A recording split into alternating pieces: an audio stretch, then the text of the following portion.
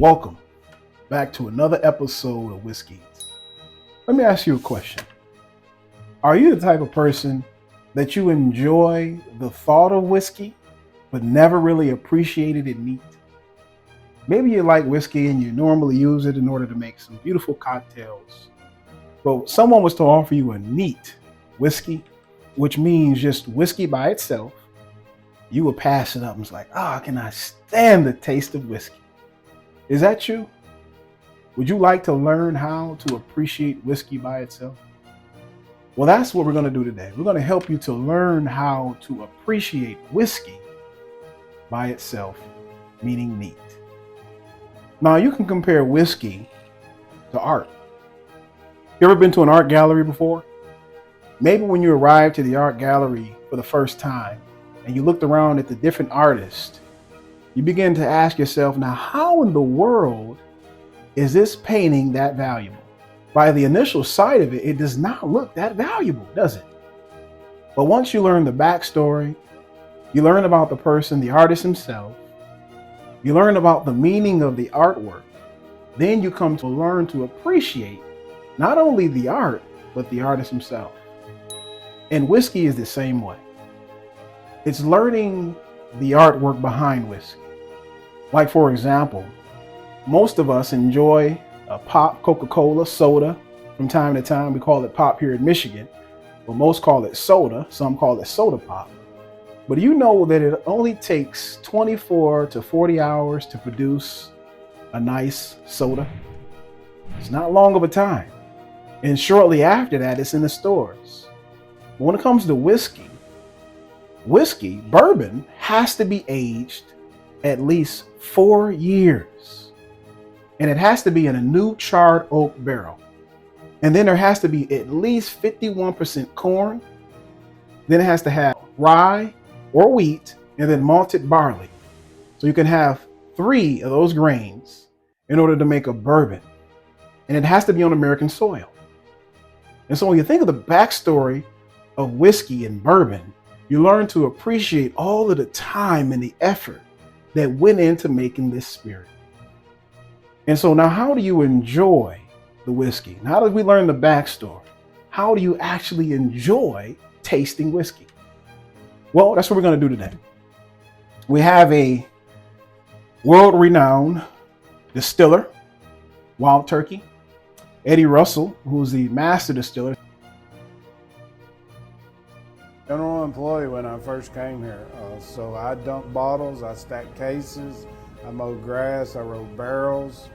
I did anything anybody else didn't want to do because I was on the bottom, so I did that for about 4 or 5 years. And then from there, I've been just about every job here since then.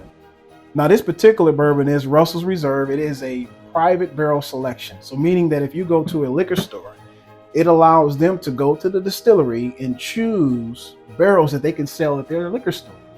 And so this one particular whiskey I bought from Superfine in Canton, Michigan. And we're going to examine this to help you to learn how you can appreciate whiskey. So now that we learned about who the master is and what the juice is, let's go ahead and taste it. So first off, here's my Glencairn. And I always like to use a Glencairn. Now this one in particular is a small Glen. And so we're going to pour a little pour here, just a little bit. Got to clean that glass out. Now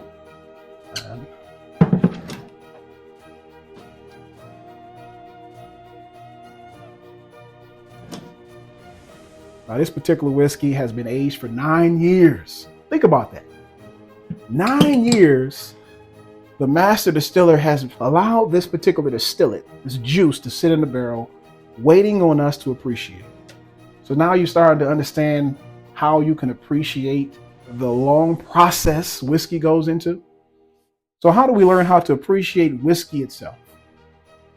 Well, whiskey, you always want to make sure you appreciate every facet of it. So we always start with the color. When we look at this color here, it is a lighter color. It's more of a golden amber, right? A very light color, almost look very similar to honey.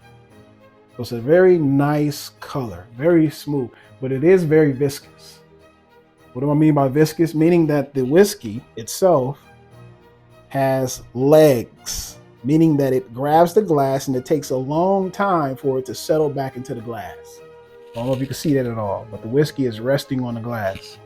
Or if it was just water, it would fall right back into the glass very easy. But this one really grips the glass. Now, why is that important?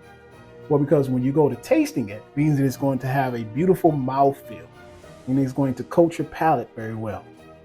So the next step will be actually nosing the whiskey. So let's go ahead and nose the whiskey and see what notes, what flavor notes we can pull out of this whiskey. Whew, that was very good.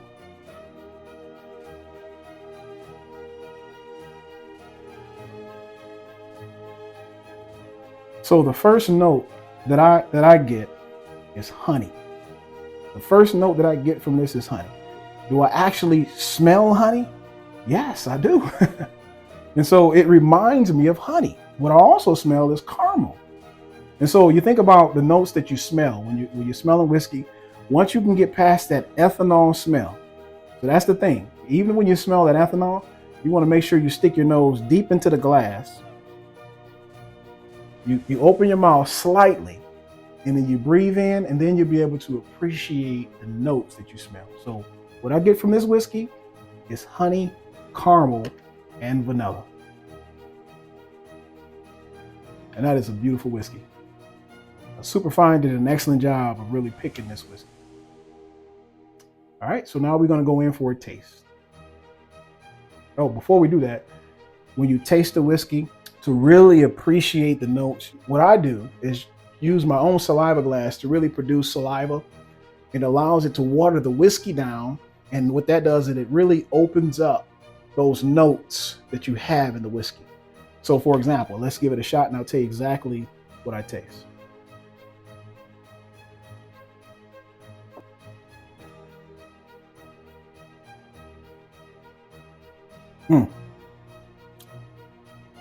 So yes, taste honey. I taste caramel. I taste a little butterscotch. Now, when it comes to tasting, does it taste exactly like honey, caramel, and butterscotch? Some instances, yes, and some no. Some things will be reminding you of things that you've had before.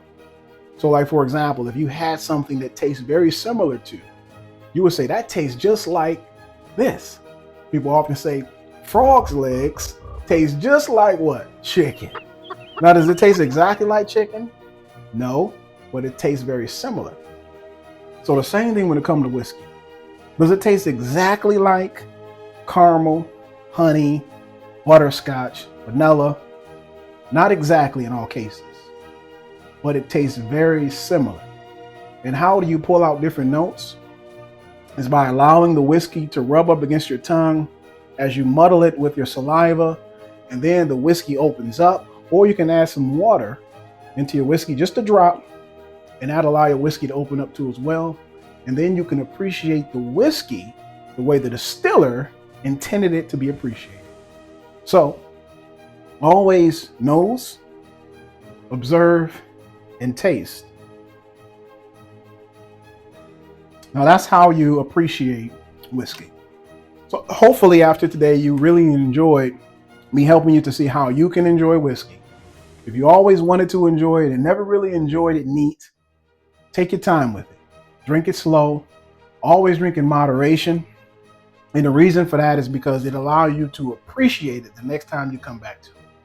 Y'all have a good day. And thank you for joining Whiskey. Please like, subscribe, and comment. We love to hear from you. Thank you so much. Y'all take care.